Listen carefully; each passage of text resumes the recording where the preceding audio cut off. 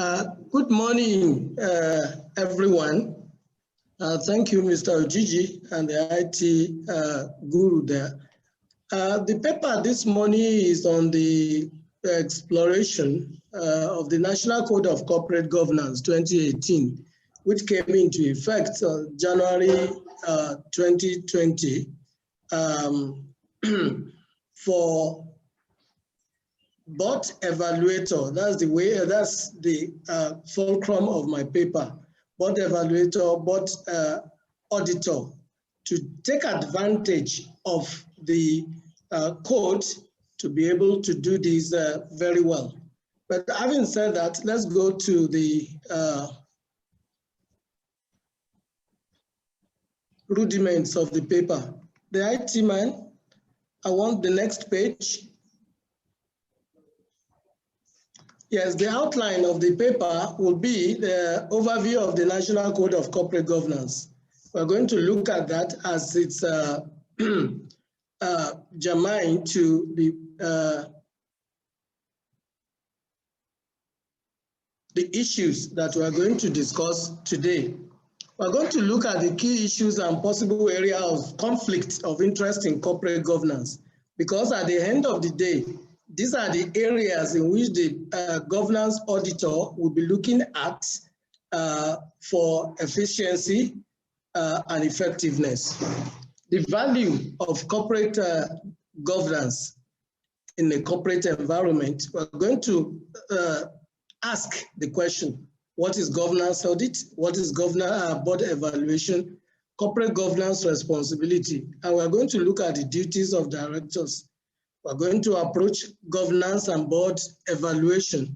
And lastly, which is the main issue of this paper, to protect for jobs with this certification, and we'll do the conclusion. So let me have the next. Let's have the introduction. Yes.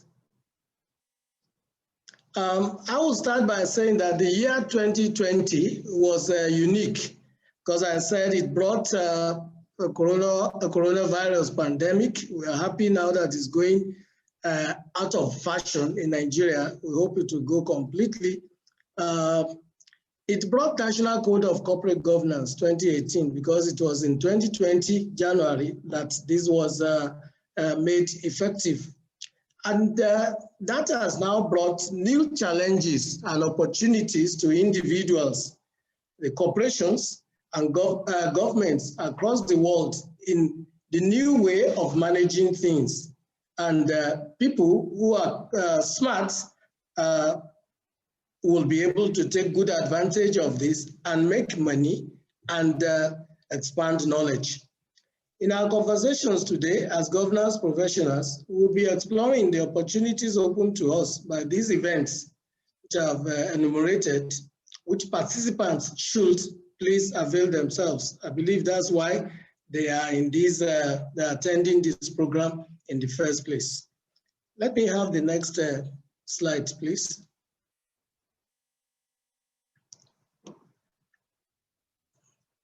The next slide, the next slide, the next slide. Well, the National Code of Corporate Governance 2018 is a document produced to guide the conduct and operations of companies to achieve best practice in corporate governance. But when you say best practice in corporate governance, the question would be, what is corporate governance? There are so many definitions of corporate governance, the landmark definition, the relationship definition, and the operational definition, and societal definitions of corporate governance. But suffice it to say that we'll just make use of this, which I call corporate governance is the collection of control mechanisms that an organization adopts to prevent or dissuade potentially self-interested managers from engaging in activities detrimental to the welfare of shareholders and stakeholders. David Lacker said this, and Brian tie-in in the book Corporate Governance, which was published in 2015. It will go back into history that governance has been with us from humanity. And there is this Greek sentence that said that gobana is that an act of steering. Now, what that means is that when we take our car from anywhere, you can't drive for more than 100 feet or so before you steer, you turn the steering, because you cannot be going straight as you go on your journey. So it is corporate governance. It is a way of managing organizations in the best way possible, and where there are gaps or lapses, you steer it again. It is the instrument of corporate governance that we use to do this steering. Let me have the next. Yes, the code that we are talking about covers the following areas. 28 principles in all, but part A is about board of directors and officers of the board, and part B deals with assurance, meaning that a sound framework of managing risk and ensuring an effective internal control system, which is essential for achieving the strategic objectives of the company. There must be assurance, because if there are not, there are so many things that are happening in the company that must be taken care of every day. We're talking about risk management, and internal controls system is one of the ways in which organizations are managed and controlled. So internal audit function and whistleblowing framework will be examined here. That's part of what the corporate governance code covers. Then the external auditors, appointment, duties, and powers, and even their removal. Let's go IT, please. So in response, in those days, before this coming in of this Code of Corporate Governance 2018, there have been response to challenges in respective sectors in managing organizations. And as a result of that, there have been attempts by institutions like Central Bank to have a code of corporate governance to govern people, how people relate with themselves internally and outside the organization. So we have Nigerian Communications Commission's Code of Corporate Governance in 2016. We have that of the bank. It has been evolving, and the one that is 2014 is very robust, and there have been amendments to that to improve it over the period up till now. Then we have Code of Corporate Governance for Public Companies in Nigeria, issued by SEC in 2011. That was not the first one. The first one was in 2003, chaired by eminent Nigeria Tedo Peterside. But the one that is 2011 was the one that we are using up until the Nigerian Code of Corporate Governance 2018. We have Code of Corporate Governance for insurance industry. That's NICOM code. Then Code of Corporate Governance for licensed pension funds operators, PENCOM. The work of the, can I have the next slide, please? The work of the governance auditor should be done so well that these are the reports that emanate from them will be submitted to these regulators, and they must be able to, the report must be acceptable to them. Actually, if you are doing your work well and your report are being accepted by regulator in the industry that you are working for, then you have started working well. And that's why this kind of forum is very important, so that you get satisfied. I'm sure certified. I'm sure those papers that have been coming in before this one will have given much of the things that are required. Now, when I teach, I look at corporate governance as fairness, if you like, fairness, accountability, responsibility, and transparency. That's corporate governance. But good corporate governance is the way to go, because if you have governance in a place and across the board of directors are not actually following the policy that they have set down for management and the lower workers, although you can say there is a governance in that place, but there's no good corporate governance, then we look at it and come up with this acronym, which I call crafted. There must be consistent climate, the climate and culture of those things that we call consistency, responsibility, accountability, fairness, and transparency. But more importantly, effectively deployed throughout the organization. Then I believe you have good corporate governance. It means that from the board of directors to the last person on the floor in the organization, there are no difference in the way you operate, especially on ethics and all the things that we have talked about here, responsibility, accountability, everybody must be transparent and things. That's why I said the emphasis is on culture, climate of consistency that is effectively deployed. To add value to an organization, any governance practitioner must be able to, not only to know, to understand, he must be in a position to be able to deploy his expertise independently to assist the board of directors of the reference entity. This is talking to the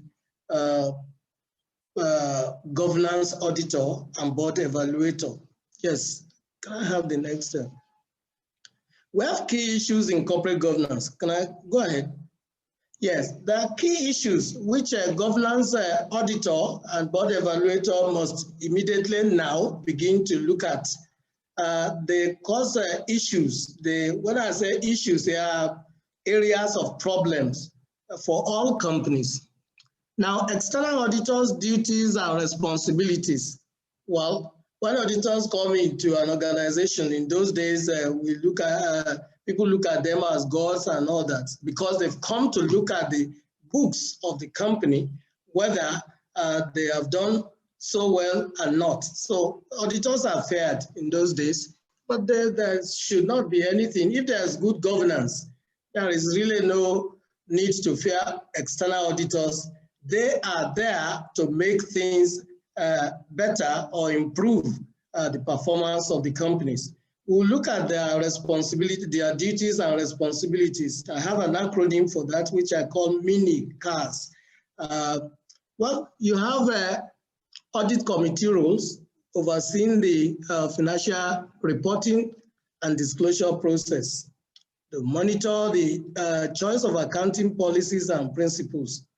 Overseeing the hiring, performance, and independence of external auditors. Those are the duties of audit committee. Overseeing regulatory compliance, ethics, and whistleblowers hotlines. I mean, these are the things that they provided for whistleblowers to enable them blow the whistle very well. But as I have always said, when you talk about whistleblowing, they must conform with certain criteria, which are called CREAM.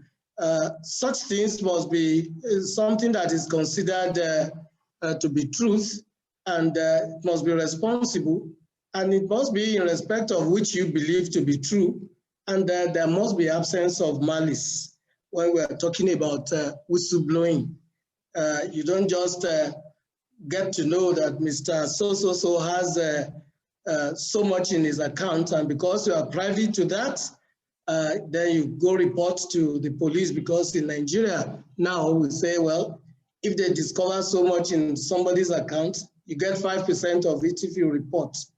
to me, there's an element of malice in that. You are looking at the money when you are reporting to the police, not because of the dangers that those things are posing to the society.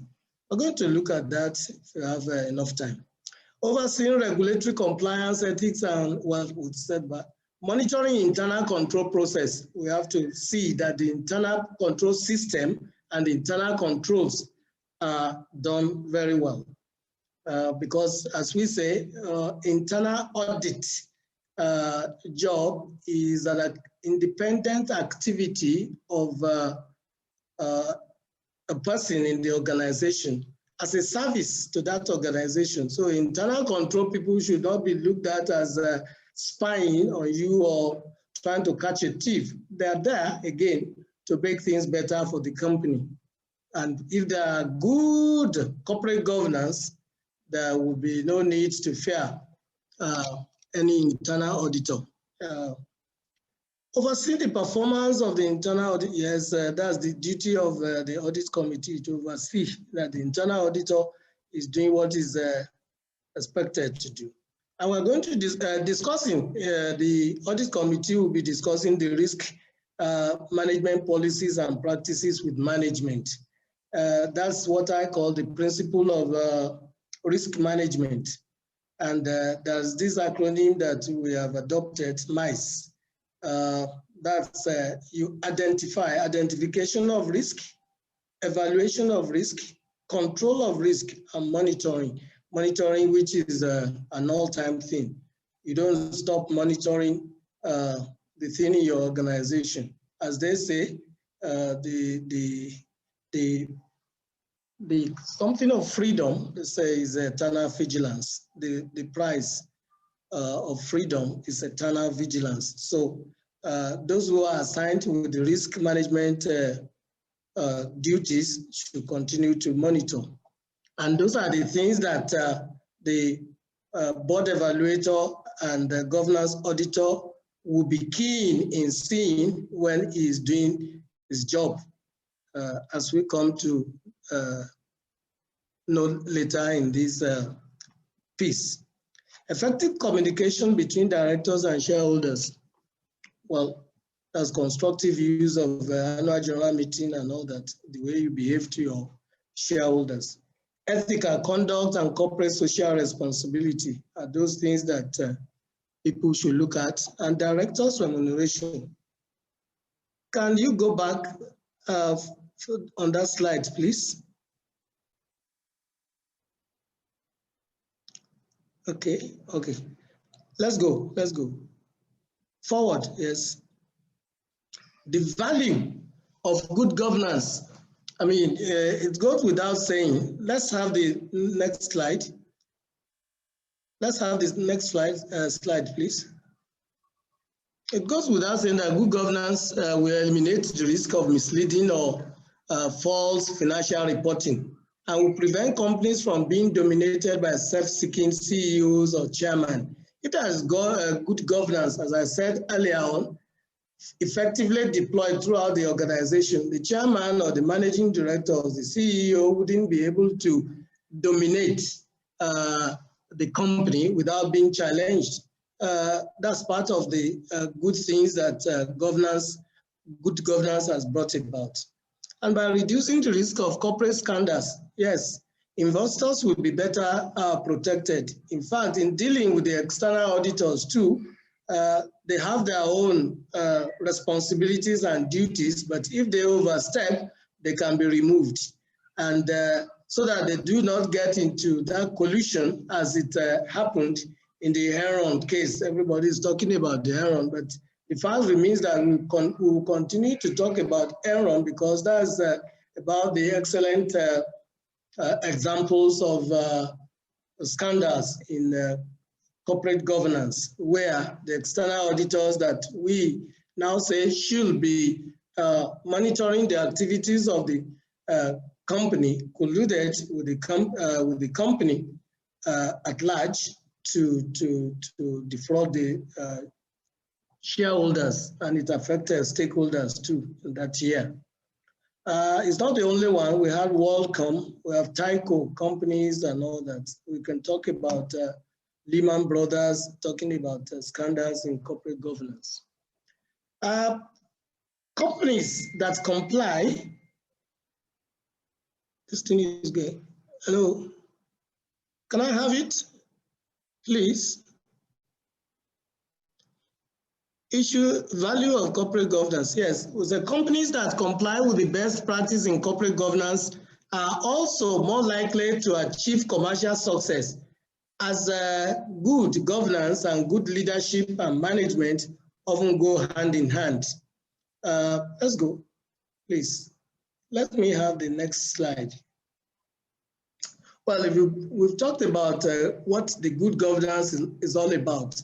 If there is good governance in a company, investors will want to hold the shares, say, on a permanent basis. But if they have doubts about the goodness or the quality of information coming out from the company, they're likely to withdraw from investing or take out their investment there, and prices of shares in that kind of organization would suffer. Let's go. Now, this is where we come to now say, what is a governance audit? Yes, next one. Simply put, governance audit is defined as being something that focuses on providing assurance that the processes, that's internal control systems and all that, in the company, and the procedures for managing the governance structure.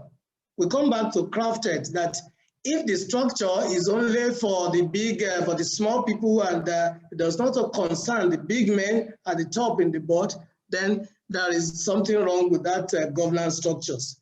But if the managing, to see that the managing, the governance structures and meetings are in place and operating effectively. In effectively operating is that everybody is on the same page. Yes. Go ahead. Next slide. Then we talk about governance audit. We now talk about board evaluation because they are together, they go hand in hand.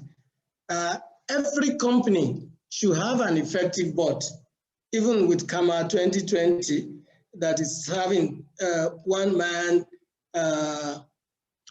board, if you like, that one person can register a company. We'll come to that later. It has its advantages, but disadvantages are there too.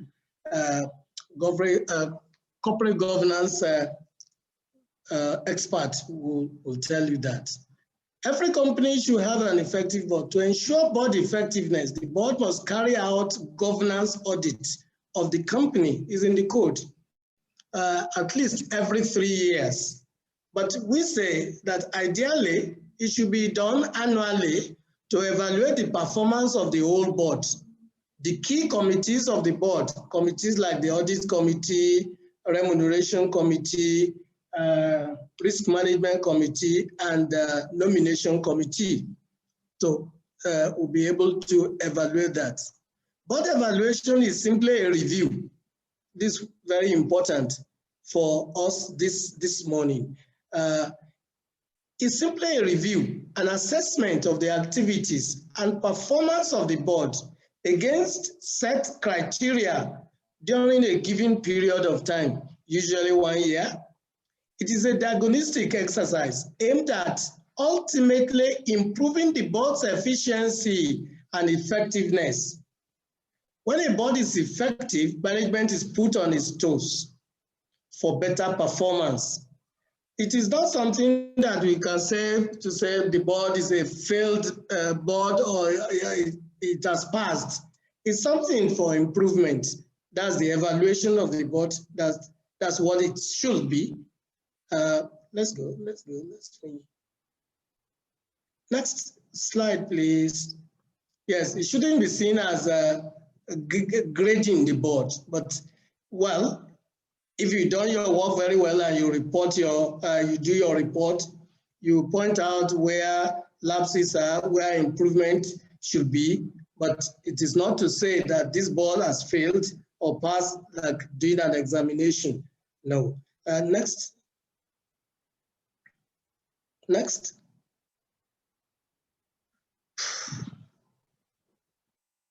Well, this is just saying we included in this paper those saying of some of the governance review papers before. I'll just mention one of them.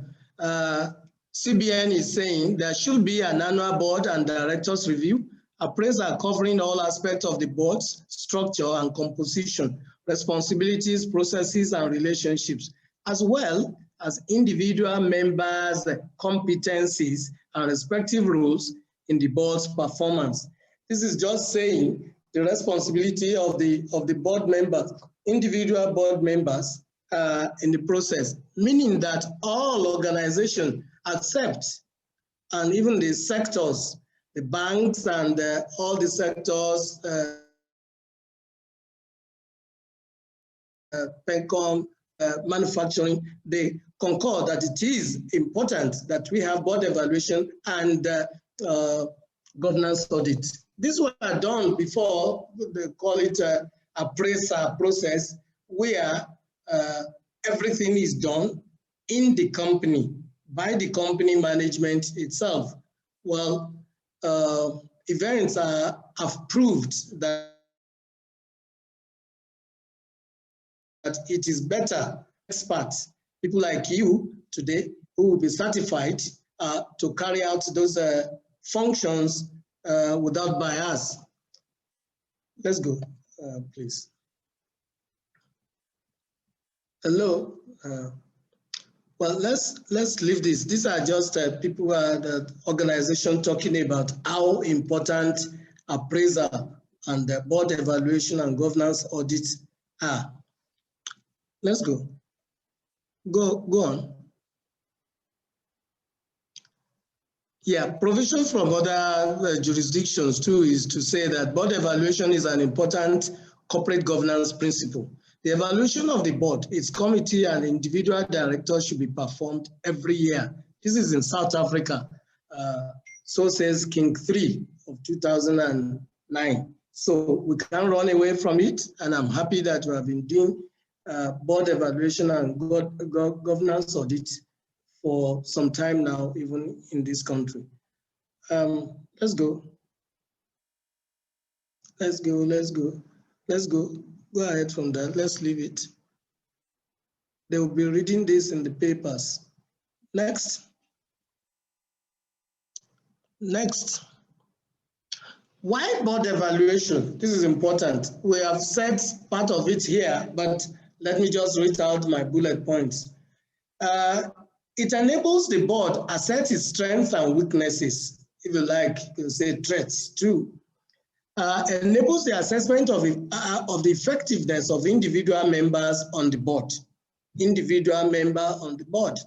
Enables the board assess its performance against its strategic goals and objectives and introduce necessary changes.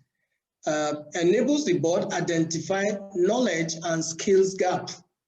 What that means is that if you now begin to do your evaluation, you will know that there is not, I don't see where a board of 7 or 9 will compose entirely of lawyers or entirely of economics. There must be mixed in this composition. And we have gender diversity and what the company is doing is very important, yes, but there cannot be a situation where one professional will just people the board. Now, by doing evaluation every now and then, meaning every year, you are able to identify this. And where we lack in a board that there is no lawyer, I don't think that that board is complete either.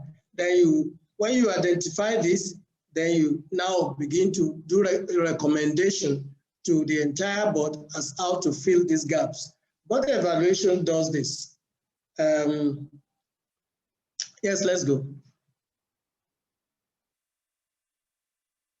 Yeah, I'll just pick one of these.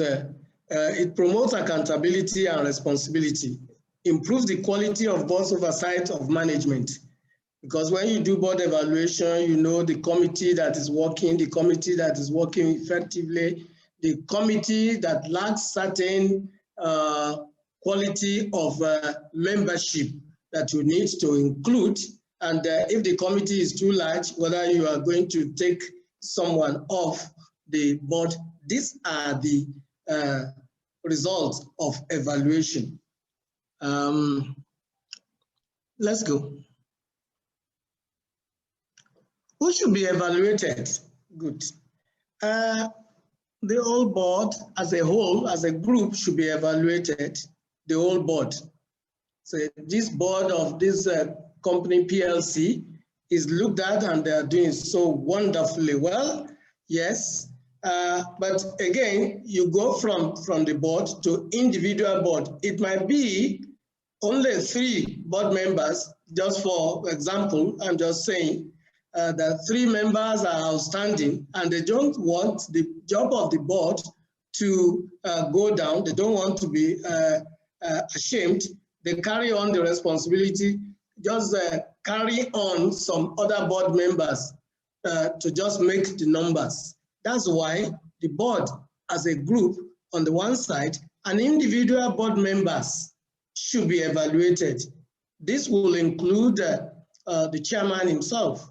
Yes, you look at individual members, assess his or her contribution to the board, and continue to do that and continue to monitor.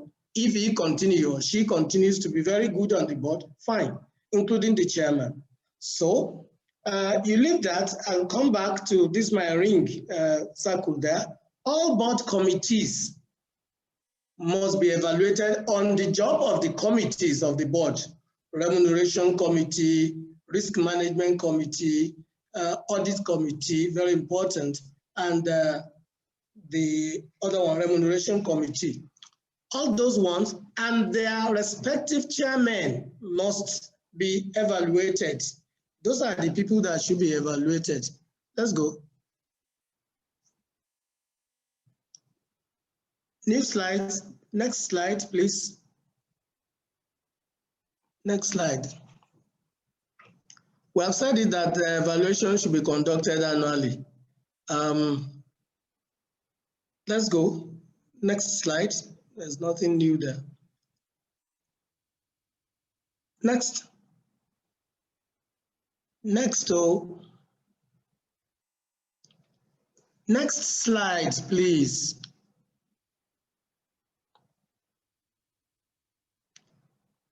Hello. Next slide. Yes, sir. Yes, sir. It's network. We've done that. Oh, okay. Okay. Now, who should conduct the evaluation? Before now, evaluation are conducted, they can be labeled differently. Appraiser of the board, appraiser of the management is still about evaluation. But to do this, things are changing. Organizations are becoming bigger, technology is improving and all that. Then we now begin to see the deficiency in evaluation being conducted internally. If you have to evaluate, and you should do that, evaluate your chairman, how would you do it that it will not be tantamount to arrogance and all that, or that you cannot say what the chairman is doing wrong when you are evaluating him, then that's not objective enough. And objectivity is very key here. If you look at what the principle of public life as propounded by the Sir Nolan, the 7 principles of life, objectivity, openness, and leadership are part of what he said. So the evaluation can be internally or externally led, but it has been proven that it is better to have externally led evaluation and conduct of the governance. Advantage of internal, because it has its own advantage. Internal assessors often have good knowledge and understanding of the company. And to the organization, it's less expensive because no consultant is being paid to carry out the assignment. Next slide, please.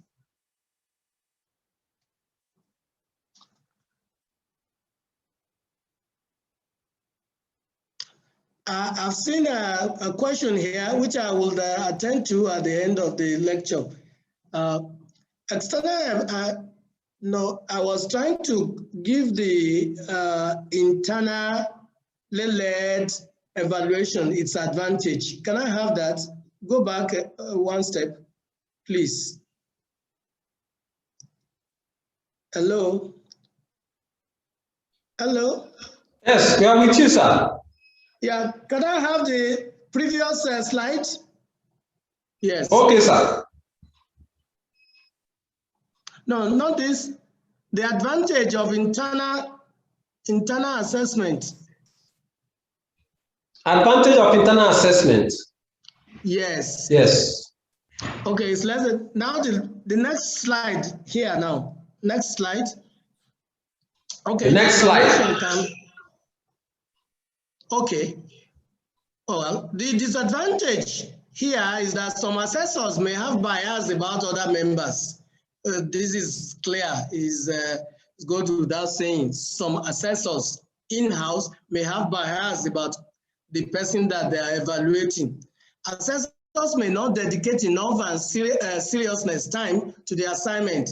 They just look at it as one of those jobs that I have to do, ticking boxes and just writing. The guy scores this and all that. They are not serious about it.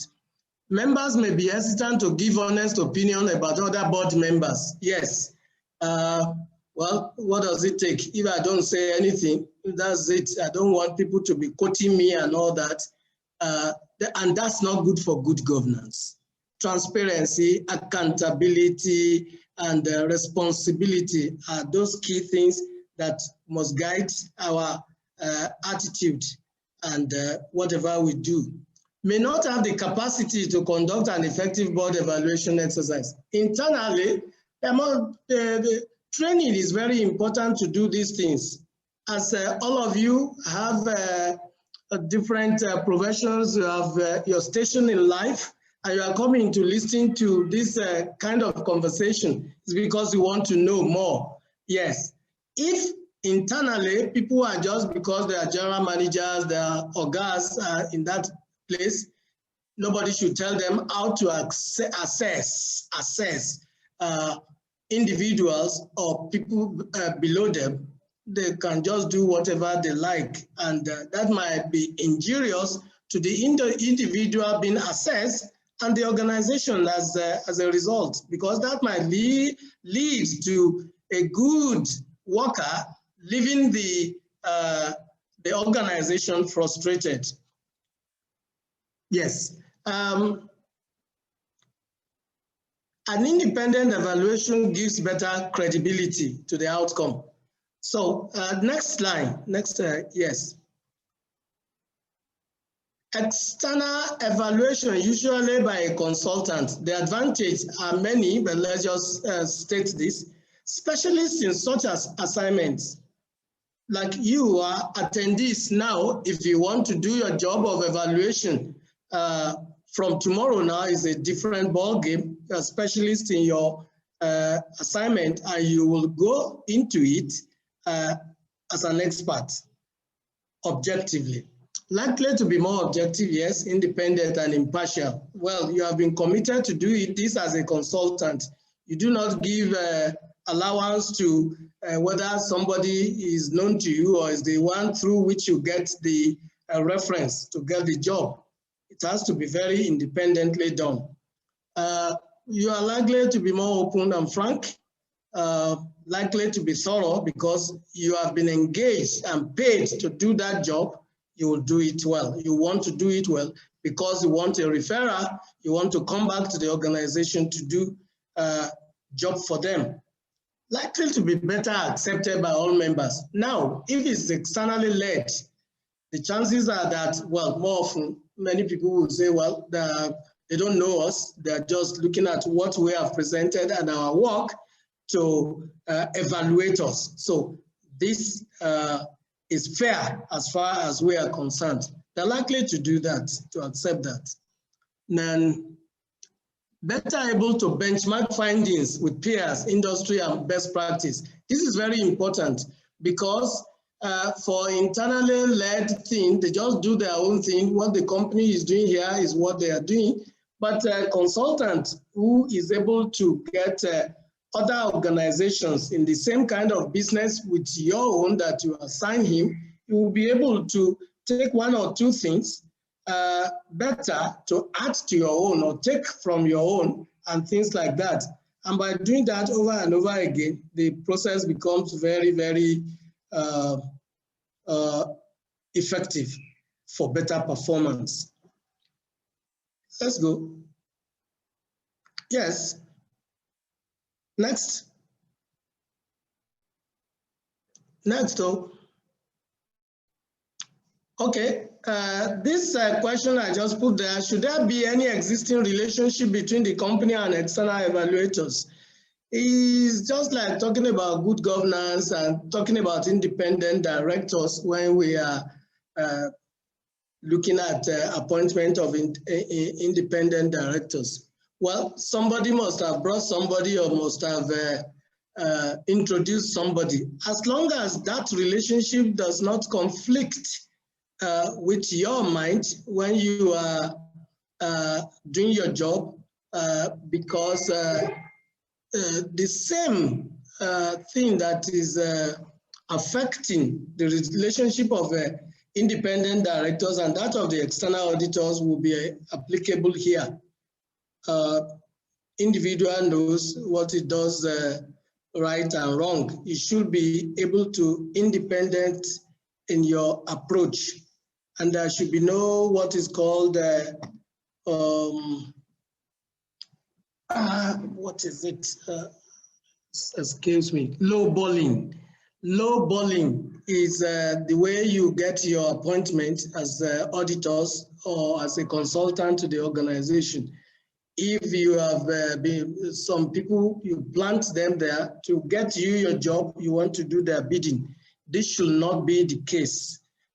We should know, we should be independent and be transparent in our dealings with the company that is engaging us. Next. Next.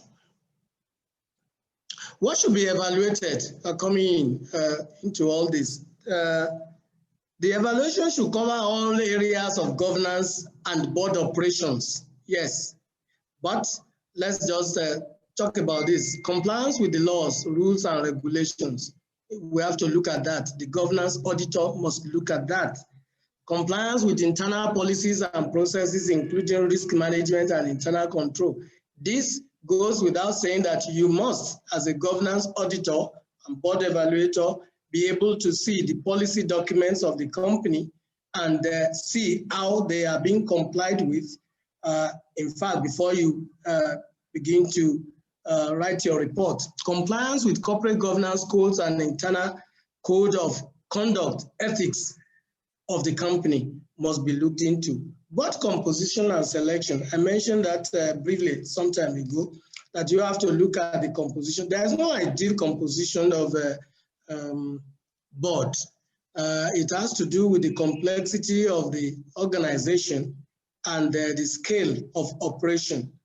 But it should be, is given to us that it should be big enough to accommodate everything that the organization wants, and must not be too weedy so that there's too much people in the boardroom just to give the job to the boys. It should not be like that. And you have to be there should be gender diversity women, men, and all that, because there's nowhere where you can find men doing something now that ladies and women are not doing it even better. So there must be gender diversity codes, even the Code of Corporate Governance even said that. Compliance with board composition, yes, board structure, culture, and group dynamics. That's the same thing that what I've just said. You have to look at all that. Now, yes, next slide.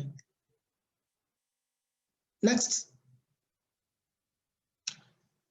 What should be evaluated continuously? You have to look at the frequency, the quality and effectiveness of board meetings. Frequency, I think the code is saying that, and CAMA stipulates that the board must meet a minimum number of 4 times in a year, but there is no maximum. It has to do with whatever the organization is into. You can have board meetings at any time. Effectiveness of board oversight of management. Yes, you have to look at that. Relationship among board members and between board and management. In fact, your questionnaires and templates as a board auditor will allow this to happen. I think that's one of the questions someone had asked here that I've seen. How do you do that? You have to go into making a template that will make your questions or questionnaires very open, frank, and that it will not be just a yes or no answer. When there is a yes or no answer in your questionnaire to either the chairman or members of the board, there must be a portion where they will have to explain why is yes and why is no. Skill and experience of individual board members. Well, you have to look at individual members, not just to make the numbers. What are the set skills and what does he do? Is he or she having time even to give to the board? It might be the best brain on the board, but if he has no time for the company because of possibly he's having some other board engagements of other companies somewhere, which I call the clash in calendarization, where the board meeting or a meeting of a company here is the same thing, same day, same time of another board where the company or the man or the woman is a board member. All that you have to measure, and you can see that through the minutes books if you are looking at that as a board auditor. You need to look at the board's minutes book. The time that each director has to give to the company is very important and should be ground for removal of directors. If they don't have time, then they don't have business being in your board. You have to look at that. Then ability of board to meet its strategic goals and objectives. Well, during when you look at the minutes and all that. And board evaluators should actually be able to attend 1 or 2 board meetings and committee meetings before the production of reports every year, or whenever the reports are prepared. You should be able to observe 1 or 2. It's nice. There is no law that says that, but it is good corporate governance that you observe the board meetings and see how they are the chairman especially is conducting the board affairs, whether he allows people to talk or dominate the scene, or there is a particular person that even if that person talks, the chairman bows. Such things are necessary for you to enable you write an effective report to advise the board. Let's have the next. Go ahead. All these things that will be evaluated: performance of committee, effectiveness of contribution, including frequency of attendance. I've just mentioned it. Capacity development of members is very important in companies. Well, if you have board members and the company is able and should be able to train directors in the line of how they function. There must be training of directors every year. Could be 3 days, 1 week, 2 weeks, it depends. But directors must be given opportunity to develop themselves in the company. And why that, talking about directors not having time for you, the CAMA now has, CAMA 2020 is now has limited the directorships of an individual to 5 now. People might have 10 directorships before, meaning that you can have, you can be a director in 10 companies. I think CAMA has now said that, look, that one would be too much for a human being to function effectively. Therefore, maximum of 5.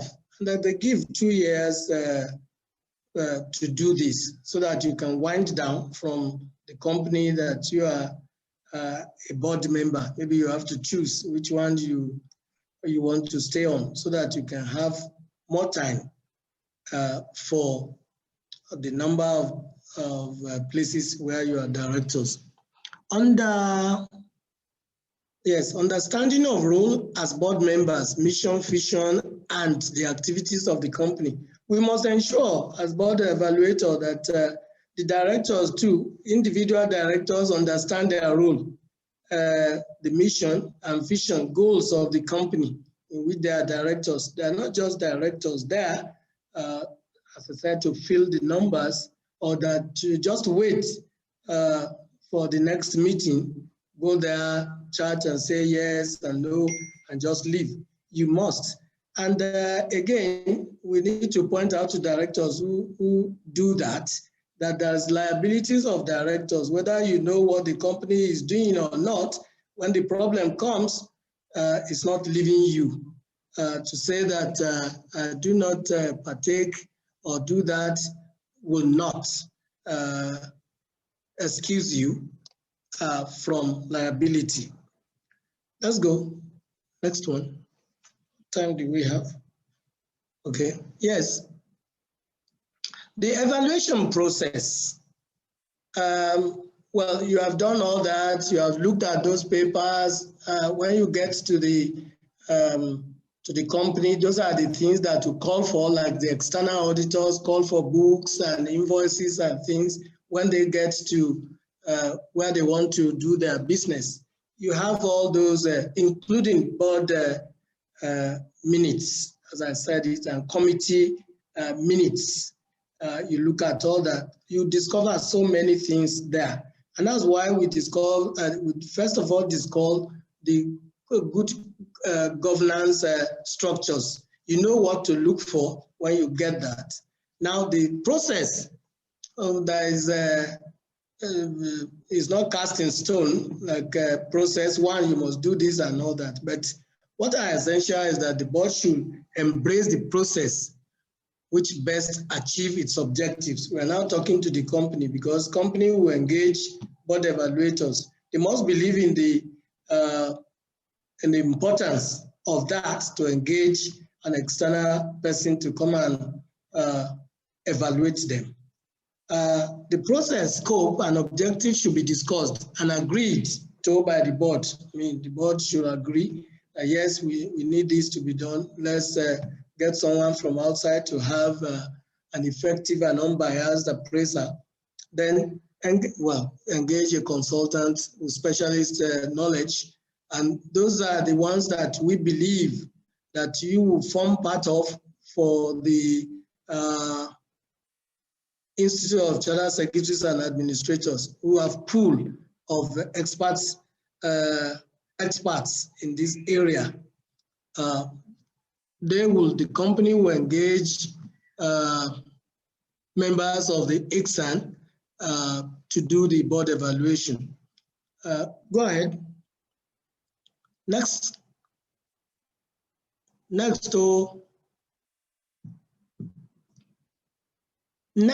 slide, please. Yes, sir.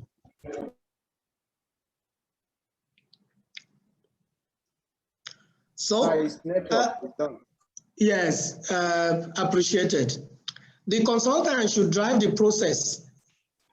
That's you now, in this case, you should provide the process and provide general industry and company perspectives to the board. You've studied the board that you are going to do work for. You let them know that you know them, and these are the areas in which you will go into and all that. You let them know that you are open, frank, and you want to do your job as a consultant. Bring out areas of improvement. Let them know that. Then you set the criteria for the evaluation.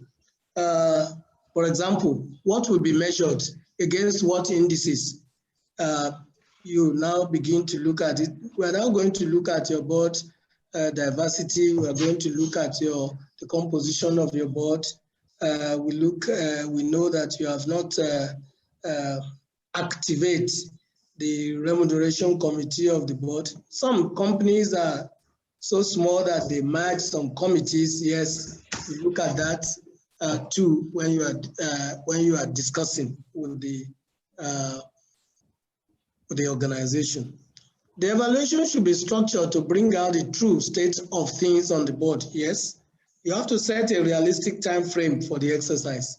Yes, set time. That, well, we're going to do this week, or number of days will be used to look at your work. Then we have our own insight before we begin to provide solution to whatever we have seen that needs to be improved. The emphasis will be on improvement. You don't just say, well, we'll see how you are doing your thing, we'll catch you now, and we'll make sure that the tips here are found out. It is not. Apart from the fact that you have been engaged to do a job, corporate governance thing is evolving, is to make better performance happen, not an EFCC thing, please. Yes, the process should be transparent, and board should be willing to make documents required available. If you want to do your job, if documents are not provided, you will not be able to give true and fair view of whatever that you are doing. So like the external auditors, you must require information and explanation. It should be given to you as auditors. Next slide. Next slide.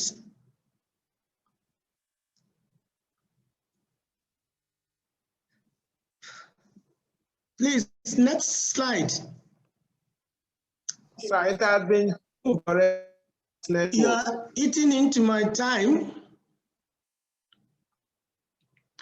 So, evaluation process, a combination of techniques can be applied. It's not one single something fit all. It could be interactive session with the board as a whole. That's very important. You need to interact with the board. Individual will talk to you and you will explain your role and all that.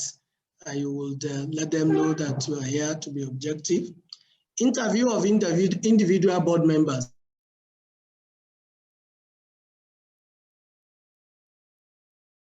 Apart from the board itself, board members differently to interview, you ask questions on the operations of the company. You bring them out to let them talk to you, and you need to let them know that you are not witch hunting.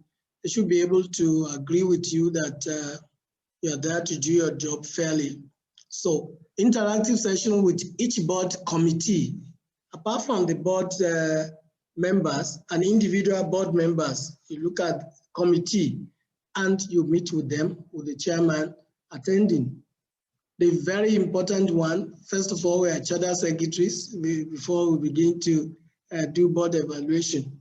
You know the roles of company secretary. He or she needs to be interacted with in the company. There are some things that the directors may not remember to mention or pretend not to know. The company secretary will let you know this. Apart from taking minutes, you remember that the company's secretary's job is to protect the company and even the minority shareholders as part of the company's secretary's job. So you have a session with him or her to get a feel. Then you prepare a questionnaire to be completed by each board member. This is where expertise is brought in by the auditor. You design a questionnaire, the question that you ask them, that you bring out facts and possibly the truth from individual member. Then you have one-on-one interaction with key management staff. That's apart from the board. Then you look at maybe they have the cadre of general manager, head of internal audit and all that. You have interaction with them.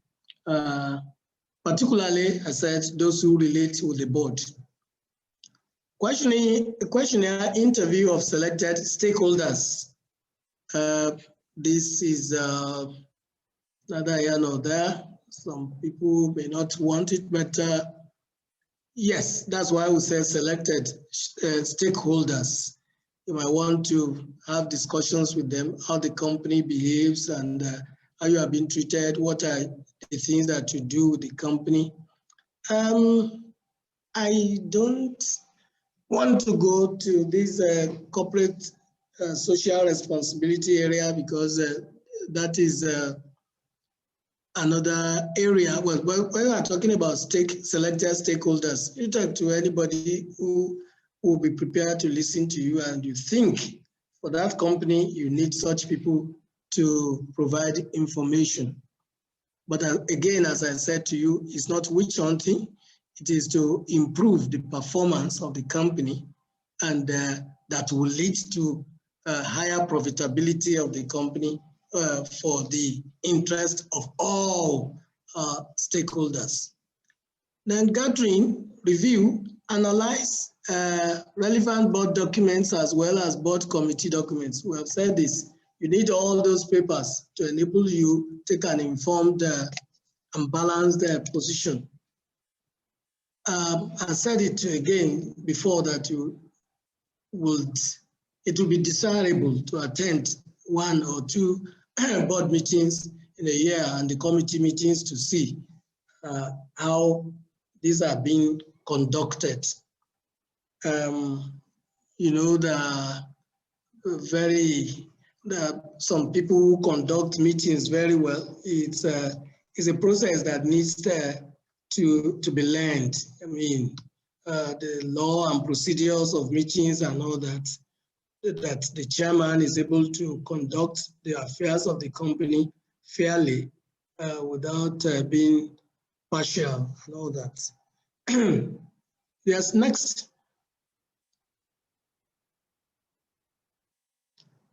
Next slide, please. Yes. When you have done all your preparation and you are submitting your report, board actions are just captured here. Board actions on the findings. You have done your part, you have submitted your report because you submit your report to the chairman. Well, this is where some people might ask questions. Then when you are reporting on the chairman and the board of directors and you are still submitting your reports to the chairman, what about if it affects the chairman? You will not be able to do that. No, you'll be able to do that. You're submitting draft. Yes, the draft report should be submitted and discussed with the chairman, not for the purpose of changing your views or your mind or your position.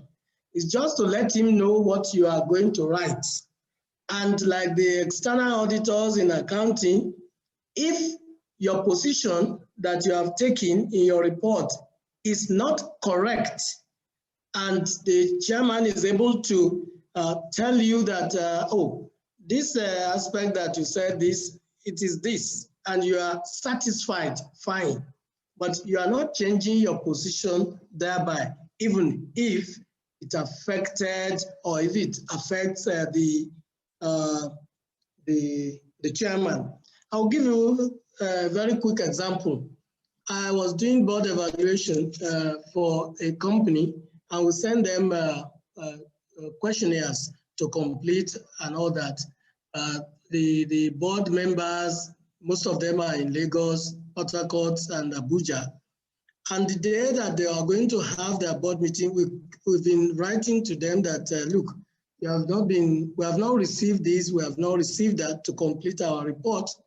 And a day to the board meeting, they called the consultants. I went to the board. The board was meeting, pre-board meeting. They were just, the board members were having a meeting, and they called me and said, well, we're having the board meeting next tomorrow. Yes, next tomorrow. And you have not submitted your board audit, governance audit and board evaluation. I said, well, we have been hampered to do that because we have not received the questionnaire of the chairman of the board.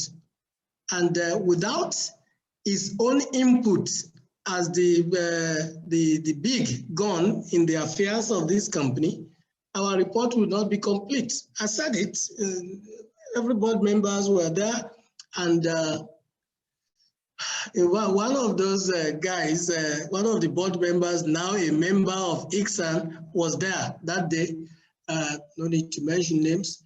Then I was asked to leave to excuse them.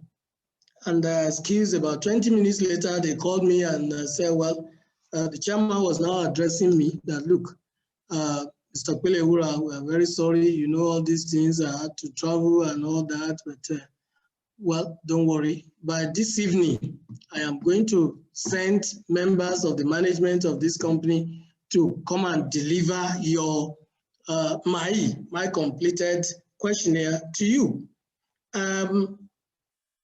Nobody, I believe, in that company will be able to tell the chairman of that company that a simple thing as that, nobody will be able to do that. That is justifying, I believe, the externally led board evaluation. I said it to the chairman, and by God's grace, he did not send that questionnaire that evening, but I received it the second day.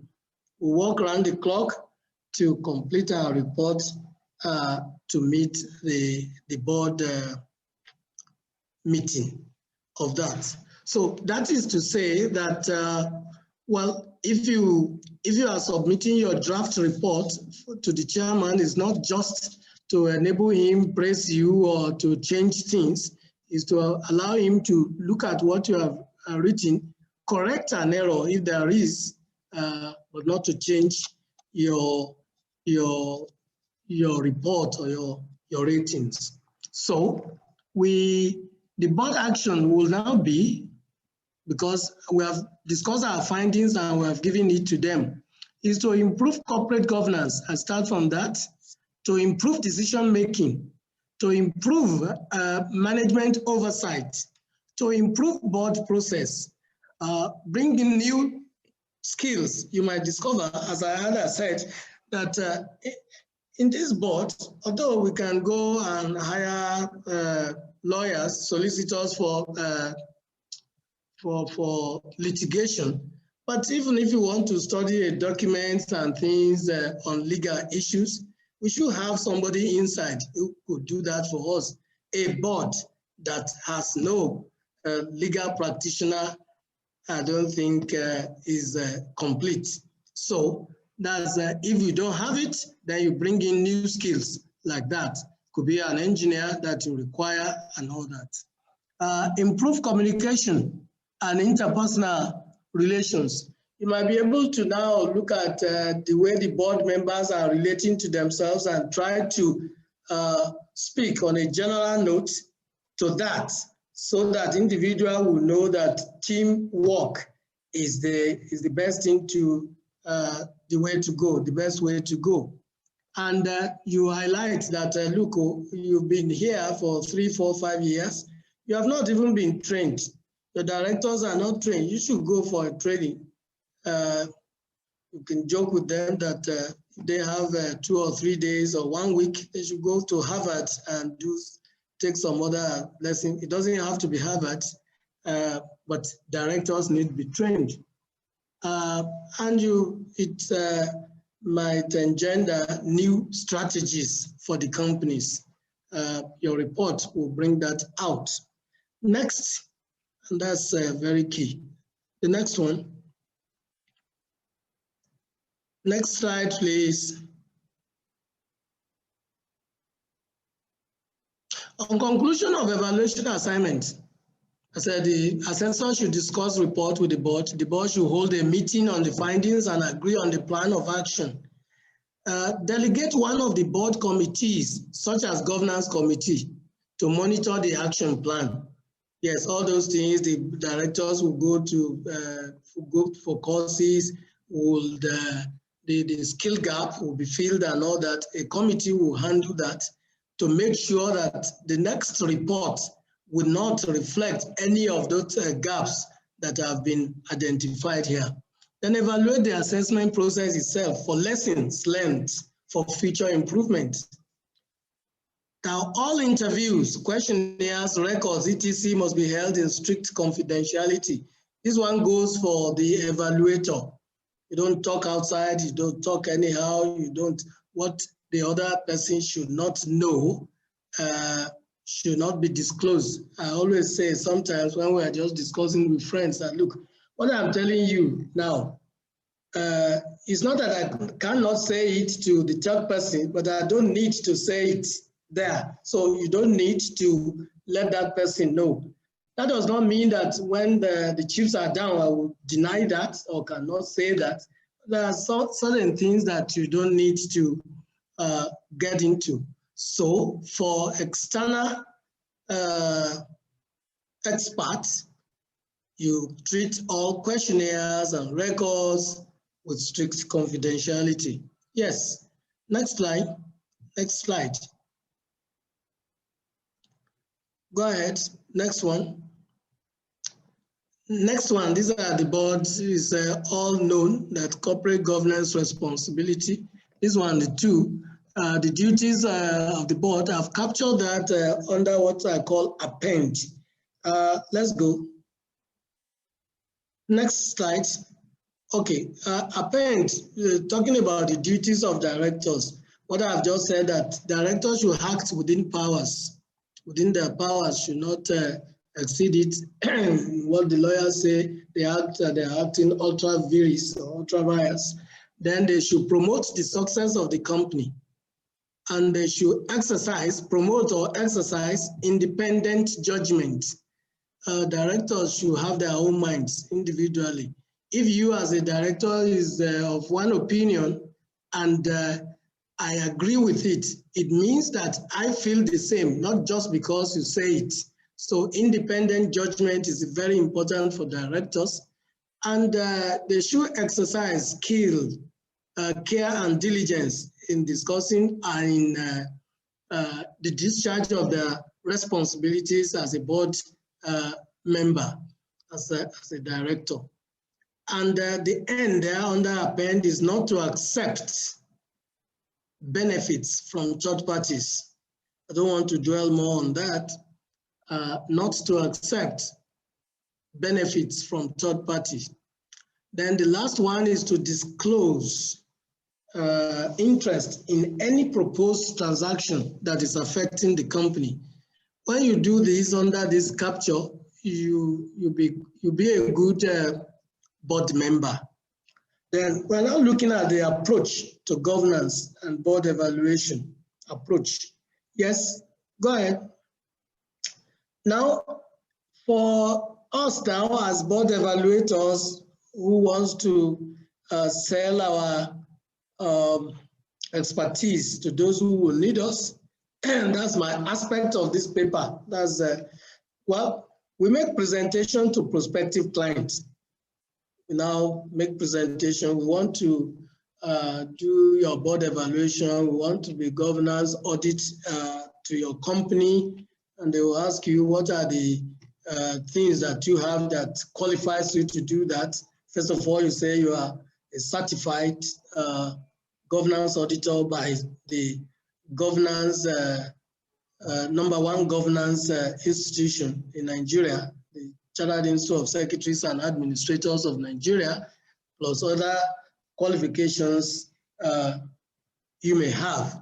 Then you make presentation as a proposal to the client. This is what we are about to do. This is how we are going to do it. Then after presentation, prospective client is expected to communicate his intention to engage the consultant. I mean, they will now look at it. During your presentation, you see people nodding their head. If you are lucky, I hope they will not be shaking their heads and all that. You make your presentation and you leave it at that. They say, we'll get back to you. And they communicate to engage you as a consultant. At that time, professional fees are discussed and agreed. If you are having issues with that, get back to the Institute of Chartered Secretaries and Administrators Secretariat for guide. Engagement letter is issued stating the terms and conditions of the assignment, which you must abide by, because do it, well, maybe as a stockbroker, chartered stockbroker, I want to say that my word is my bond. That is how it should be under the engagement letter that you'll be signing for the assignment. Next slide, please. Okay, commencement of assignment, the methodology. We have touched on it. You review the present state of the company relative to the following: compliance with law, rules and regulation, compliance with internal policies and processes, including risk management and internal control, compliance with corporate governance codes and internal code conduct ethics. Then the appointment of directors, how valid, how they are appointing the directors, removal, suspension. Just look at all those things in the company, the way it's been. You will find that out reading their minutes. Responsibilities of the directors, those are the ones that we have mentioned under append. You will find that in clear operations in the company's books. Then look at the board committees too. Yes, next slide.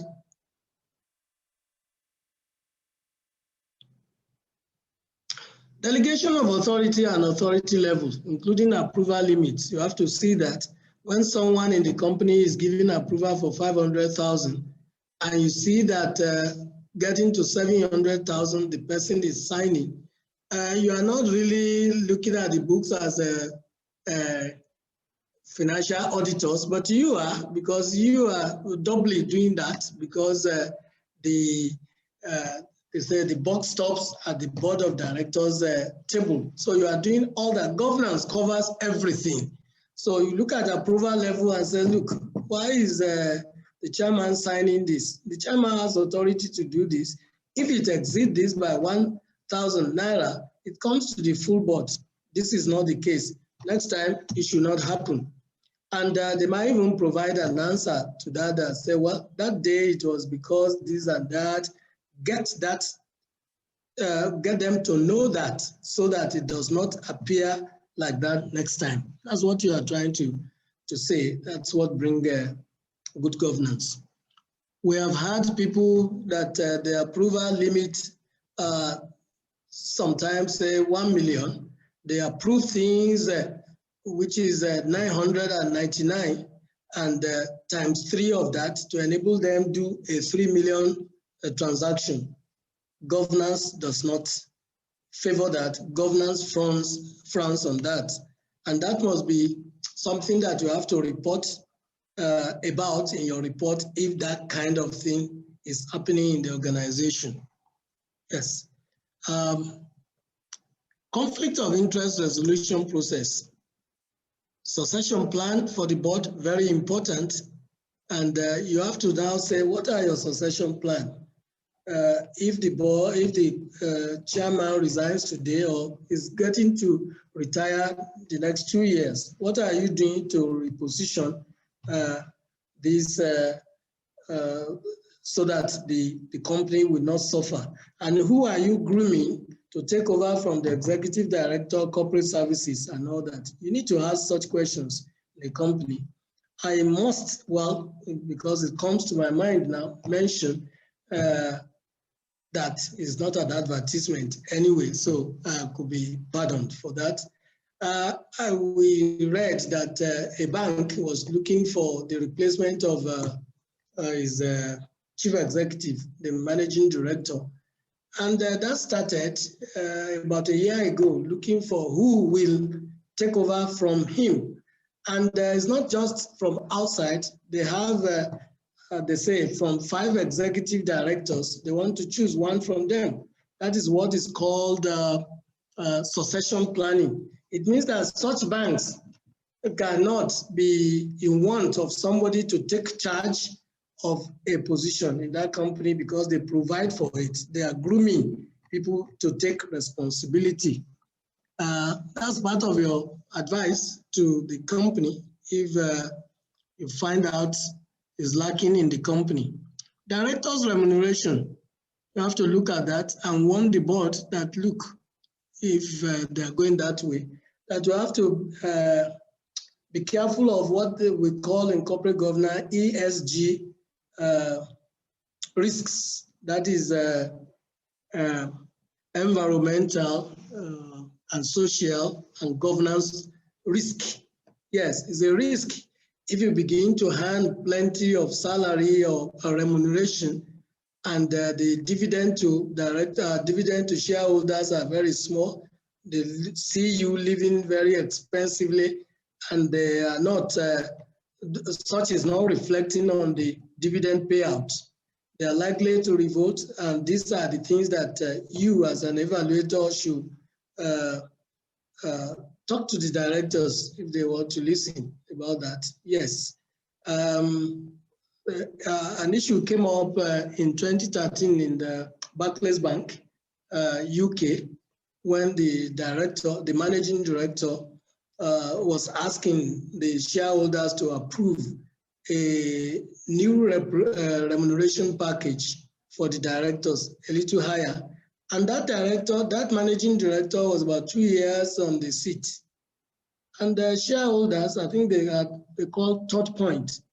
They just stood up and said, well, although Barclays Bank was making a profit, but relatively from the person who you took over from, relatively the company is not doing better.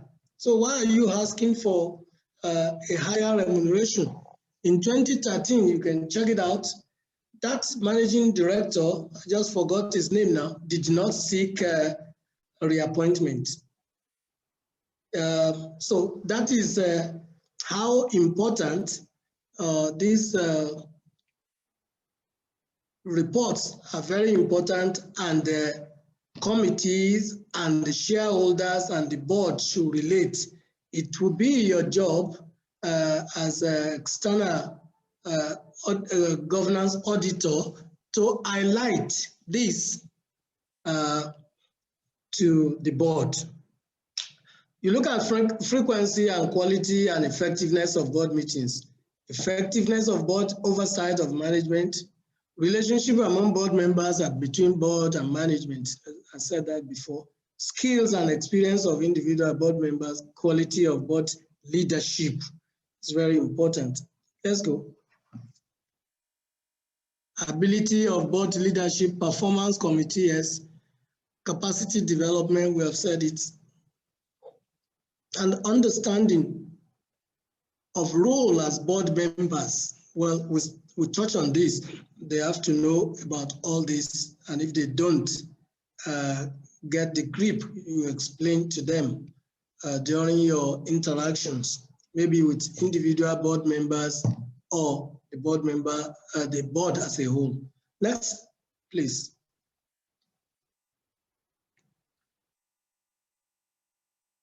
Yes, the thing that on this slide is about timeline. Will be agreed when to interact with these board members. The process will be transparent and the board should be willing to make, we have said that, available documents available. They will be reading all this on their own. Next. Next. All these initial documents to be provided, we have mentioned most of them. Well, memorandum and articles of association, that's where you know who signed as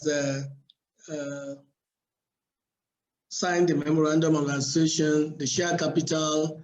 Then the CAMA 2020 has now provided that there will not be authorized share capital again, issued and share capital, but they've given 2 years within which to wrap that up. Yeah, memorandum of association will tell you the share capital of the company, so that in dealing with all other documents, you'll be able, that will be a guide. Board of Directors meeting minutes books, we said it, policy manuals, register of directors, register of members, register of charges. And Kama said that, especially on register of charges, that whether something is written on it or not is one register that must be provided by a company, register of charges. Then previous governance and compliance statement, if any, you look at it, general shareholders meeting, meetings and minutes. Then other documents, staff manual, code of conduct, code of ethics, skill and training calendar for staff. That would be something that might interest you to complete your investigation and reports. Go ahead. Next.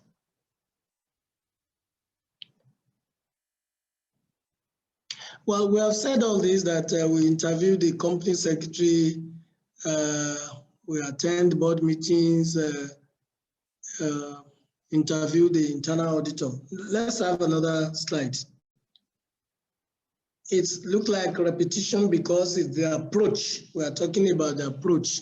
Before we are making a statement, then approach and methodology should still recap all that.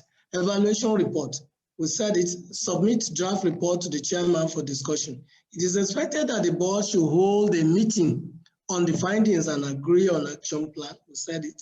It is expected that the board will evaluate the assessment process itself for lesson learned and for future improvement. Improvement is the key. Yes, is the key word there. Next. Next. Now, this is the area that we really were targeting, that all these discussions were to bring back home what probably we have known before, corporate governance is good and things, but that's what you will look for as a governance auditor and board evaluator.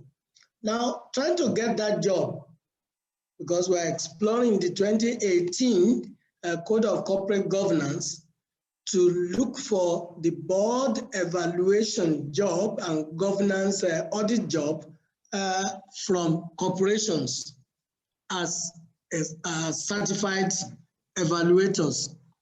Well, first of all, I believe you target your entities, those people, those companies, entities that you believe might require your services. You do on their own before you approach them on your own, you do a need analysis of that company. Because as I said here, the arrogance of success is to think that what you did yesterday will be sufficient for tomorrow. It was William Pollard who said that. That's correct. But I said we don't need it, we do this, we do that, we know how to conduct appraisal for ourselves, and we don't need to pay more money to evaluators. That is arrogance of success. They should listen to you and do what is necessary for them for a fee. So then you do your SWOT analysis too. That is what we all know as strength, weakness, opportunities, and threat analysis, so that one will not end up like these two marketing officers who are sent out to market shoes in some different countries. One came back to say that, look, they say they will give me the order in the next year, about 3 months from now. And the other salesman said that, look, where you send me to, we can't get anything there. I can't make a sale there because there they don't wear shoes. And the management look at the two and say something. What will you say? So even if you are on the right track, you will get a run over if you just sit there.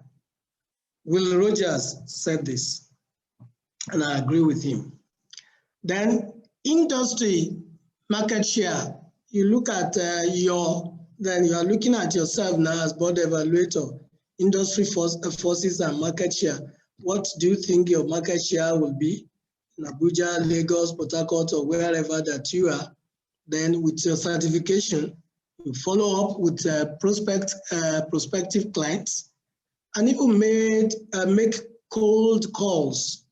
In banking, there is something we call cold calls. Well, you don't tell the customer that you are coming, but you are preparing your mind that if you are shut out,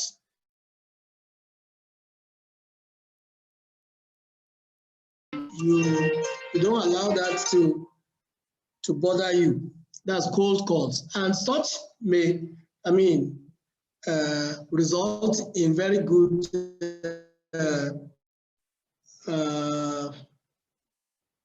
meeting sometimes. Then goals. You have to now begin to target those customers, those prospective clients, that every 5 clients I will visit in a day, in 1 month, in 1 week, and continue to be that. Your arrangement must be smart, as I said here. It's not my own. People have said it many times.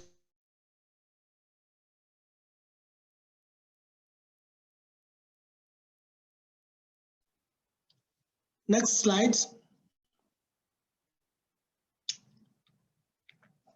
And the critical success factor is to take ownership of the entire process. It's your job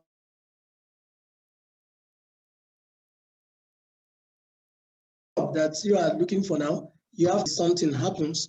And on the infrastructure and technology that we put here is that of the fact that as an institution, first of corporate governance professionals, you just make a call as an individual or a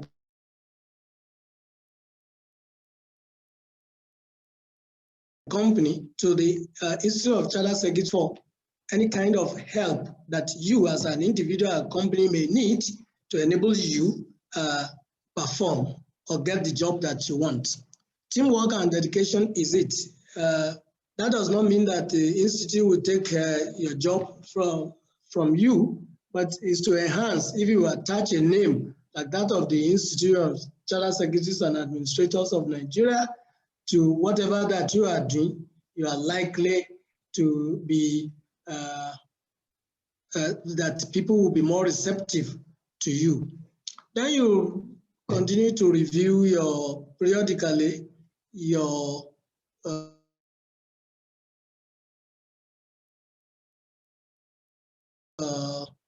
approaches to people who have visited this company. They have not said anything to me. Let me go back to them and see how successful I may be to give me the evaluation. And you know, if you get it once, if you are doing so well, because they have to submit their report to the sector in which they are trading or in which they are, it has to be accepted. That report must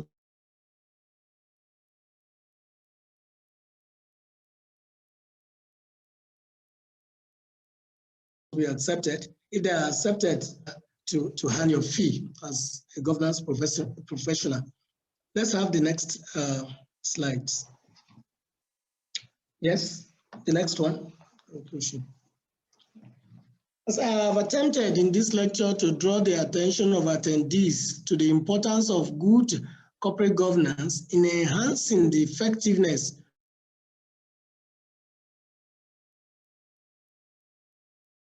of the board of directors and the opportunities of being board governance auditors and evaluators, which the Institute of Chartered Secretaries and Administrators of Nigeria, ICSAN, is providing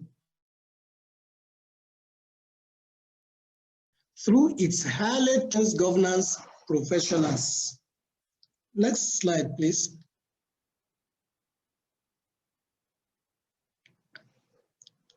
Avail yourself of the identifier rewards. First of all, you don't look for the amount of fee that PwC will be looking for when they are writing proposals for as auditors. So you don't ask for the whole amount of the world. Minimum modest financial rewards will come. You carry out your assignment objectively, and your report is generally accepted as such by the company and its regulatory body. You are likely to benefit from future referrals, as I've just said.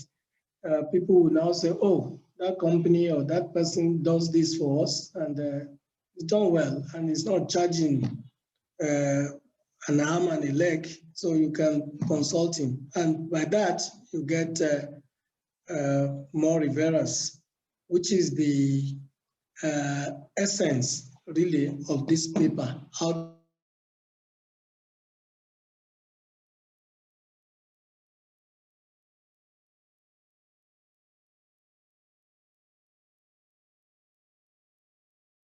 to prospect for job as board of Nigerian Code of Corporate Governance and Instrument. Next slide. I thank you for listening. Now I'll be ready to take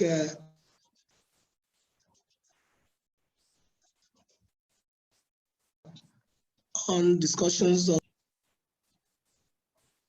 Yes. Thank you, sir.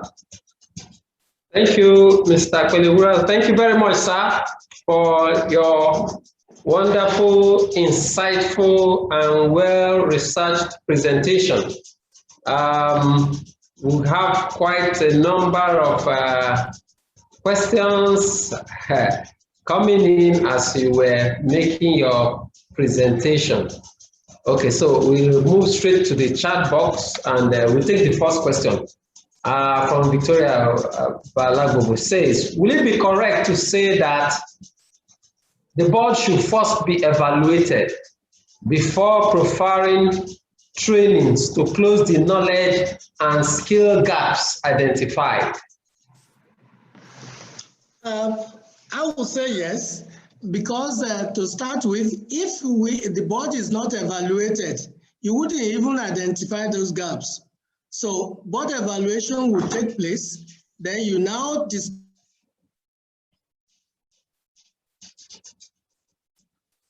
discover, that's when you haven't been trained. So that is the evaluation that will bring out such gaps. Okay, thank you, sir. The next one says, what is the best way to evaluate individual board members in terms of performance? One, then two, what documents are relevant for evaluation of individual board members? First of all, say the best way, well, we can only provide solution as it comes to us. There might be superior argument somewhere, but to evaluate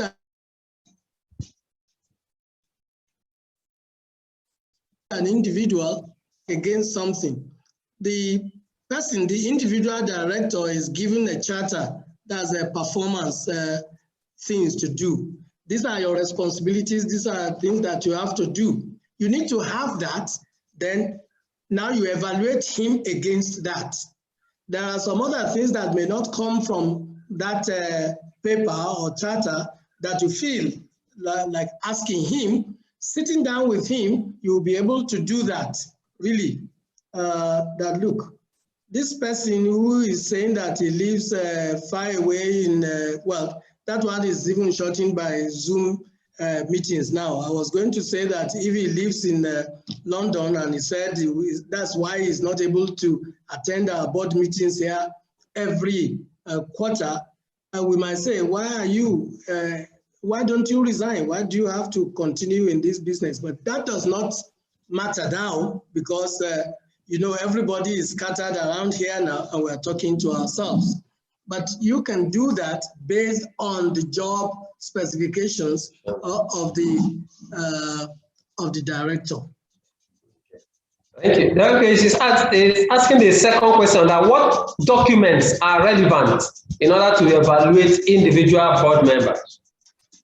That's the charter that I have just said is the same thing. The charter and the performance, if that person is a board member and committee member or a committee chairman, again, that is another avenue to evaluate him. You have evaluated him as a board member on its own, but when he's even managing a committee, maybe he's a member of that committee, the role that he has to perform there, the report of the chairman of the committee on that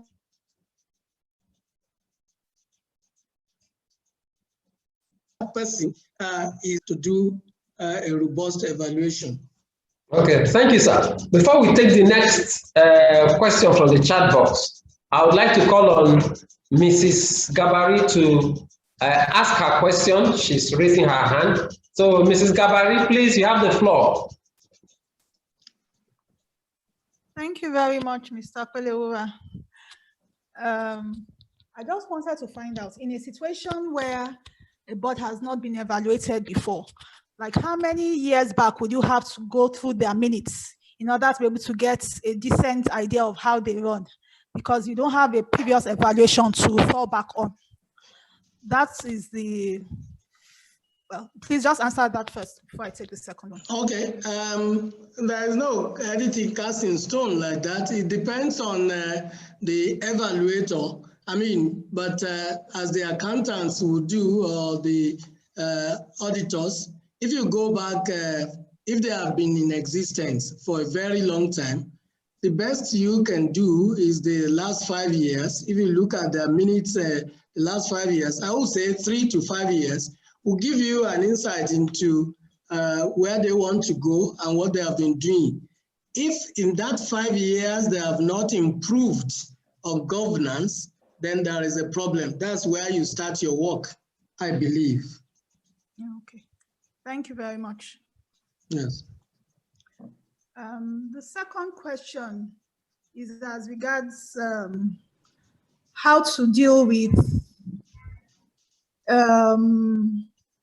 not only the issue of fees now, but if you want to pitch to these companies, do you have to have done like a background check on, especially those that have that sector specific? No, I didn't get the last part of the question, please. Okay, I'm talking about pitching now to them for to consult. Yes, if you want to pitch to them, is it necessary that you have done a background check on them, especially as regards if they are regulated entities? Oh, yes. I said that in the approach, the methodology. You have to look at that. You have to now study the entity that you even want to go to. Now, if you want to go to Tunde Pelewura and Company, or whoever the name of the company is, you want to know first, before you even go there, that is a regulated entity and all that. You do your background check, as you have called it, first, before you go to that person. Otherwise, your efforts will be in futility if you go to a company that you know that when you get there, the answer will be no, or that they will not be interested in your job. Why go there? I mean, the background checking is very, very important. And they have to be the regulatory environment to enable them see the relevance, your relevance and your importance, because they know that they are regulated and they need your service. Even if they don't take Gabari's job, I'm sure as a consultant, I'm sure they will take you. They will know that they have to give it to someone else, so that that job is relevant, is, if you like, is a necessary condition for them to even be on the job. It's as bad as that, because regulatory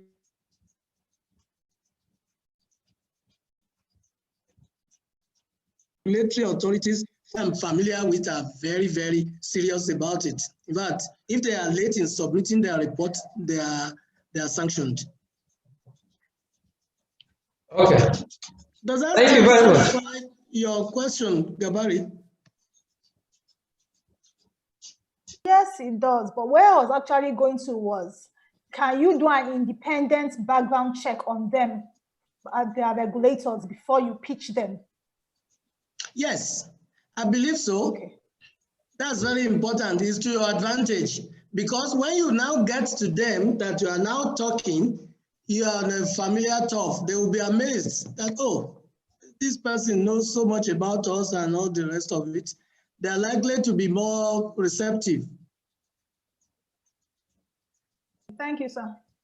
All right. Okay. Thank you very much, sir, for that. Another question a participant is asking, can we be availed a template of good governance audit and board evaluation for guidance?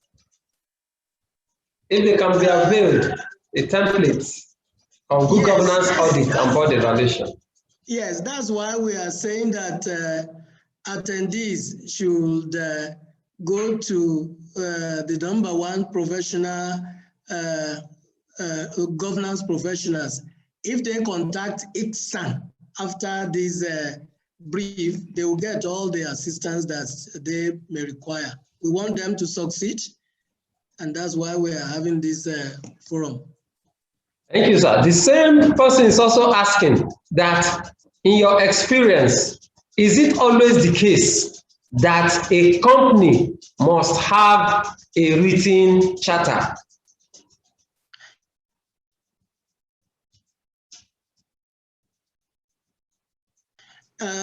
You don't have. Not all the companies do have before you get there. And that's part of your job, to let them know that they have to have.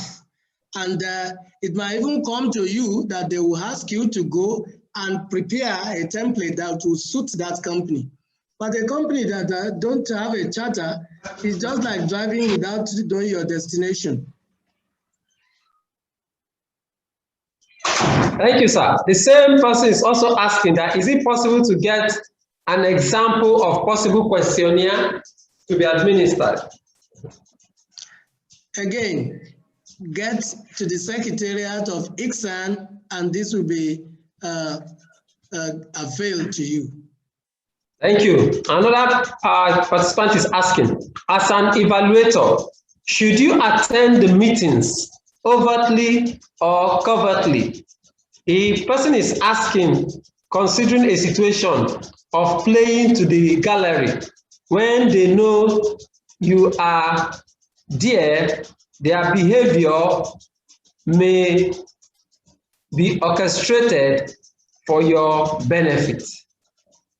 Okay, no, as an expert, a professional, governance professional, you are there as an observer.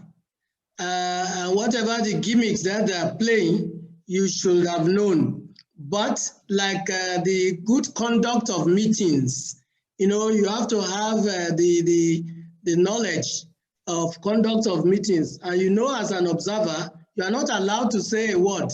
You are not allowed to talk at that meeting at all. You are just observing. So, but whatever that you observe is your own. It will help you in preparing your report and meeting one-on-one or the committees or the chairman, that will give you an idea of the kind of person that you are dealing with now, because you have seen him in action at the board forum or the forum. But let me tell you, you cannot pretend.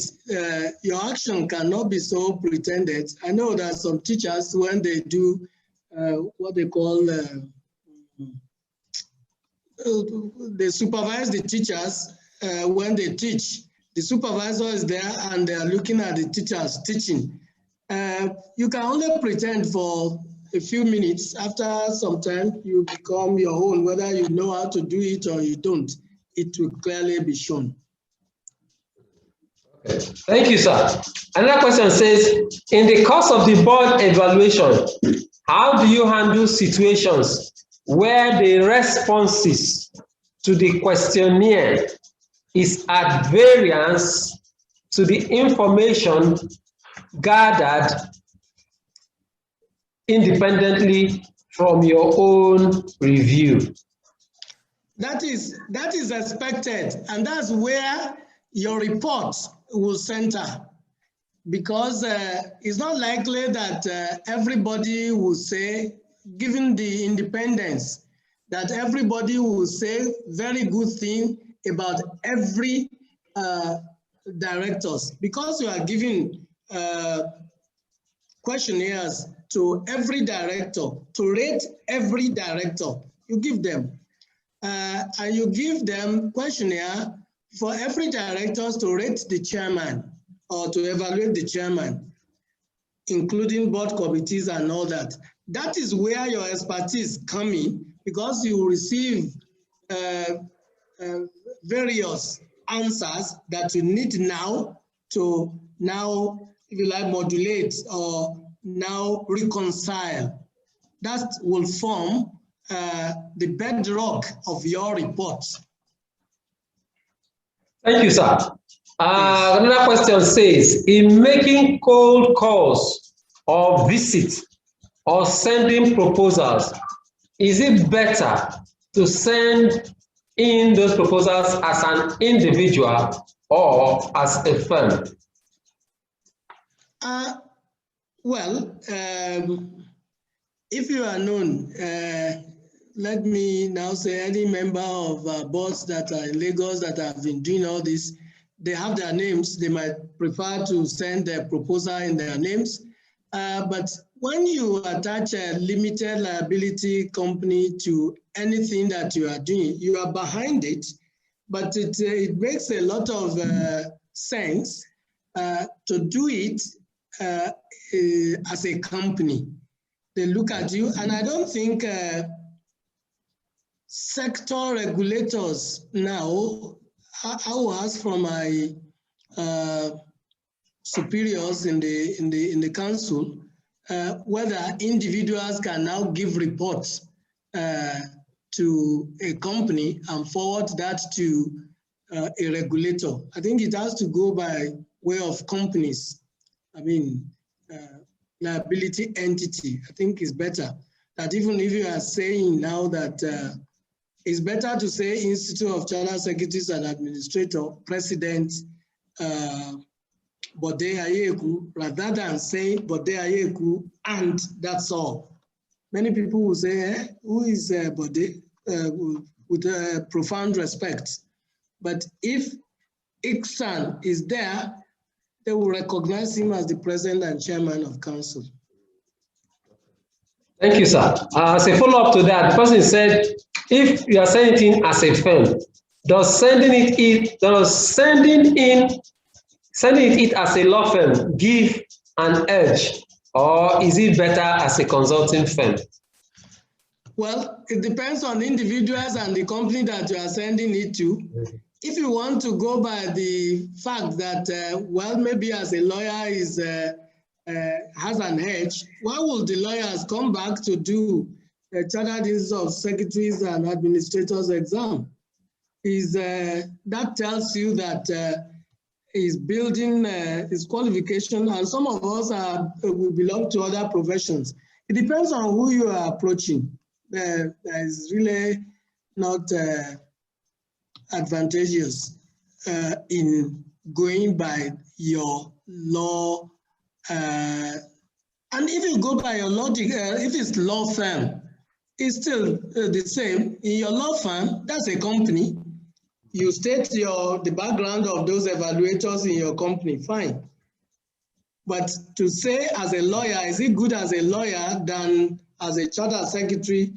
The matter speaks for itself. Okay, thank you, sir. Another question says, what should you do where an official, using his knowledge of the evaluation process, is providing a nice to hear response? That is an embellished position. Will that be a management staff of the company you are evaluating or an evaluator? Well, the person didn't state. Well, I won't answer that question because it's nebulous. I'm sorry. Yes. Okay. Okay.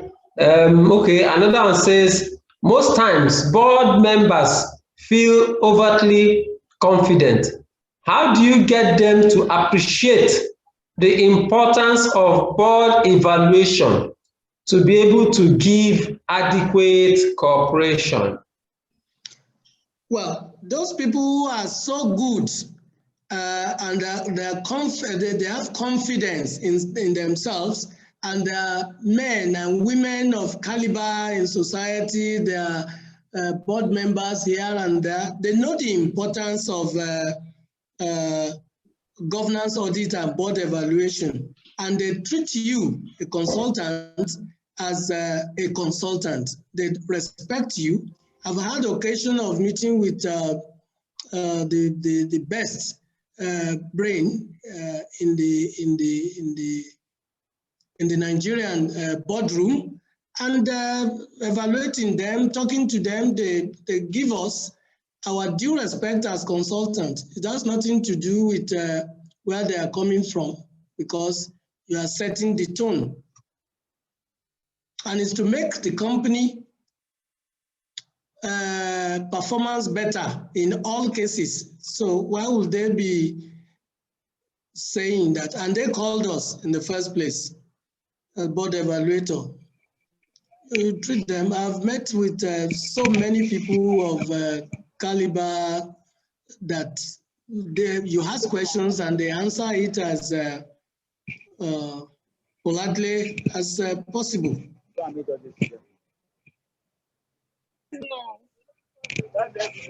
Thank you very much, sir. Okay, the next one says, is there a time limit to remain with an organization as a board evaluator?